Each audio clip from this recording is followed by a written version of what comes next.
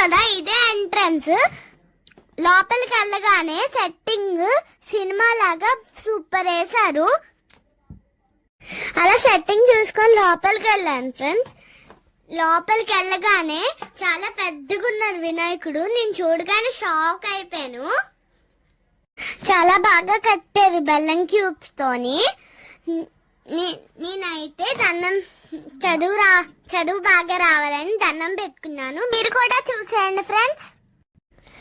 నేను బెల్లం వినాయకుడిని చూసుకొని బయటకు వస్తున్నప్పుడు పాతాళ భైరవి అని ఒక సెట్టింగ్ పెట్టారు. ఏముంటుందా అని వెళ్ళి చూస్తే కాళికాదేవి విగ్రహం పెద్దగా పెట్టారు. నేను చూడగానే నాకు భయమేసి బయటకు వస్తాను. పక్కన ఎగ్జిబిషన్ కూడా పెట్టారు. చాలా ఎండగుందని ఇంటికి వస్తాము. వేరే బ్లాగ్ లో చూపిస్తాను మీకు.